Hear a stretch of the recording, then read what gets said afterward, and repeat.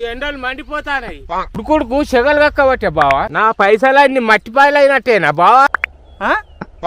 Rocket లెక్క ఇట్లా పొడుచుకొని వస్తాయి తెలుసా మీదికి. ఎద్దునోనికి బుద్ధి ఉండదు, బుద్ధునోనికి ఎద్దు ఉండదు.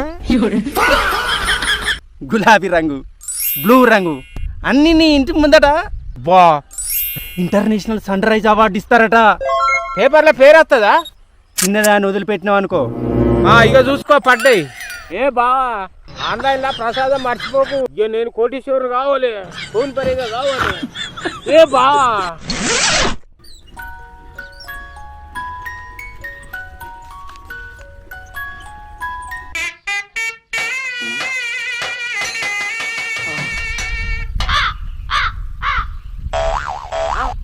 ఏందో బావా, ఈ ఎండలు మండిపోతానాయి. ఈ భూమి అంతా చూసినావా బా? చీకటి ఆడంక చూద్దాం ఉడుకుడుకు సెగలు కక్కబట్టే. పత్తిత్తులు అలికి 10 రోజులే ఒక్క మొలకన్నా బయటికి రాలే. నా పైసలన్నీ మట్టిపాయలు అయినట్టేనా బావా? ఇప్పుడు నన్ను ఉన్న పలంగా ఎందుకు రమ్మన్నట్టే జర చెప్పరా? ఇప్పుడు నువ్వు అలికిన విత్తనాలు ఏం విత్తనాలు నీకు తెలుసా? తెలియదు. ఏం తెలుస్తుంది నీకు? ఏం తెలియదు. ఇప్పుడు ఎండలు కొడతానే కదా, మామూలు ఎండలు కాదు. నువ్వు అలికిన విత్తనాలు స్మార్ట్ విత్తనాలు. ఒక్క వర్షం పడగానే అవి రాకెట్ లెక్క ఇట్లా పొడుచుకొని వస్తాయి తెలుసా మీదికి. మొన్న ఈ భూమిలో అలికిన పత్తి విత్తనాలు ఏమైనట్టు బావా? ఇక వాటిని ఆశ వదులుకోవన్నా?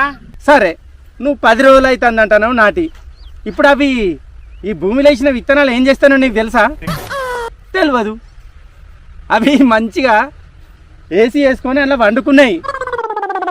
ఆ పండుకున్న విత్తనాలు ఏం చేస్తాయి తెలుసా? ఒక్క వర్షం పడంగానే రాకెట్ ఇట్లా పైకి పొడుచుకొస్తాయి. ఈ భూమిలో ఉన్న విత్తనాలకు వేసి ఉంటుంది అబ్బా. ఇది ఎక్కడ నన్ను ఉన్నదా? గదే నీకున్న అజ్ఞానం. అందుకనే నేను పిలిపించిన. అందుకే అంటారు కదా, ఎద్దునోనికి బుద్ధి ఉండదు, బుద్ధునోనికి ఎద్దు ఉండదు. కొంచెం అన్న ఆలోచన బుద్ధి ఉండాలి. నీకున్నదా? లేదు. గాలిలో దీపం పెట్టి దేవుడా నువ్వే దిక్కంటాను, అంతే కదా. వెనకటికి కేవలం అనుకునేది గట్లే, గాలిలో దీపం పెట్టి దేవుడా నువ్వే దిక్కంటున్నావు. గట్లే ఉంది నీ కథ. అబ్బా, ఈ భూమి అంత ఉన్నది కదా బావ నాకు. అంటే నాకు బుద్ధి లేదన్నట్టేనా? అవును, మరి నీకు బుద్ధి ఉన్నదా?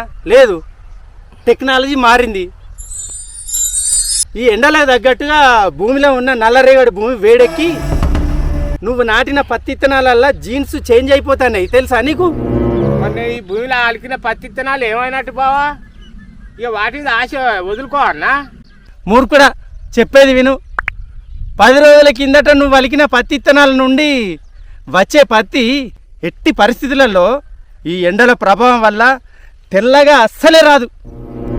డైరెక్ట్గా గులాబీ రంగు, బ్లూ రంగు, ఎల్లో రంగు అట్లా వస్తుంది. ఇక ఆ తర్వాత కలరింగ్ కంపెనీలు ఉంటాయి కదా, కలరింగ్ కంపెనీలు అన్నీ నీ ఇంటి ముందట నేను కొంటా అని క్యూ లైన్ కడతారు. ఓ, నువ్వు చాలా బిజీ అయిపోతావు బామ్మది. నిజంగానేనా బా? ఇంత ఎండల చూద్దాం కలర్ పత్తి పడుతుందా?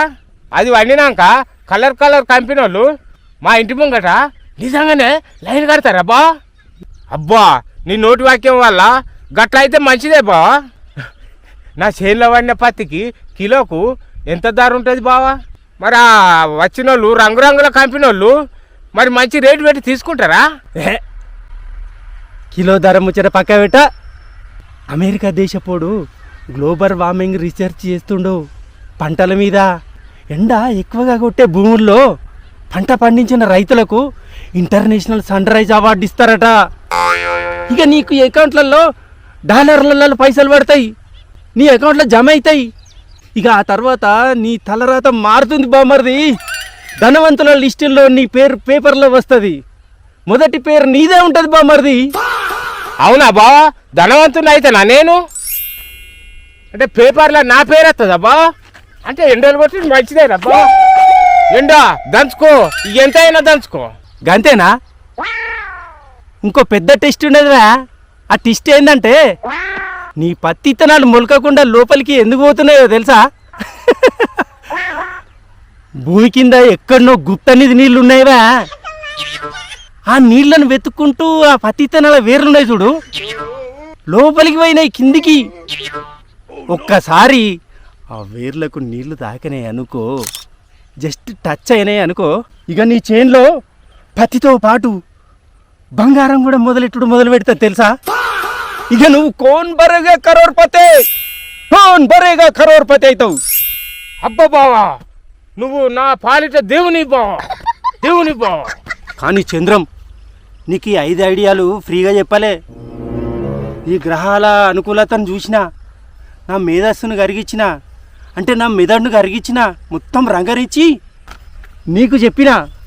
కానీ దీనికి ఒక దోష నివారణ పూజ చేయాల్సి ఉంటుంది, చిన్నదే. కానీ ఈ చిన్న దోష నివారణ నువ్వు చేయకపోతే ఆ పత్తితో పాటు మొలిసే బంగారం కూడా బొగ్గైపోతుంది సుమా. అయ్యా బాబాయ్, బొగ్గ అయిపోతుందా? మరి ఏం చేయాలి బావా? మరి ఆ చిన్న పూజకి ఏం చేయాలో చెప్పరాదు మరి. ఏం లేదు బామర్ది, ఒకటే ఒక 1000 రూపాయలు దోష నివారణ రుసుము కింద నా గూగుల్ పేకి కొట్టాయి. అర్జెంటుగా నేను ఆ టెంపుల్కి పోయి ఆన్లైన్లో రుసుము టికెట్ కడిగేస్తా. ఇక ఆ 1000 రూపాయలు నా అకౌంట్లో పడంగానే నీ భూమిలో ఉన్న పత్తిత్తనాలు ఉన్నాయి కదా, అవి ఒకదానికి పొడుచుకుంటా బయటకు వస్తాయి. ఇగోబోయ్ బామర్ది, అర్జెంట్గా ఈ QR కోడ్కు నీ డబ్బులు కొట్టు గూగుల్ పేలా. కానీ జల్దీ, ఇక పండుగ కానీ లేట్ చేయకు. అబ్బా, నియాసొంటి బావ ఉన్నప్పుడు నాకు ఈ 1000 రూపాయలు లెక్కనా బావా? ఇగో పైసలు కొడతానా బావా? ఇక చూసుకో బావా, నీ ఫోన్లో పడ్డాయి.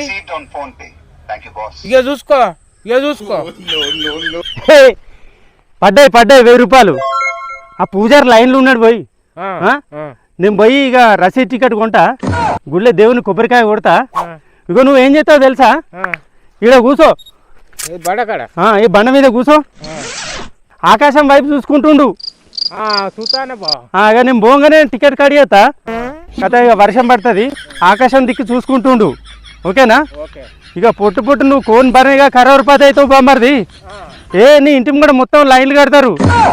జబ్బరస్ నెంబర్ 1 అవుతావు. ఈ ఏరియాకే నెంబర్ 1 సంపన్నుడు అవుతావు. ఓకేనా? బాయ్. ఓ వానా, ఏ వడాలే పడాలే, వర్షం పడాలే, పత్తి తినాలు విరగాలే, రంగురంగుల పత్తి కాయాలి. నా ఇంటి ముంగట అందరు లైన్లు కట్టాలి.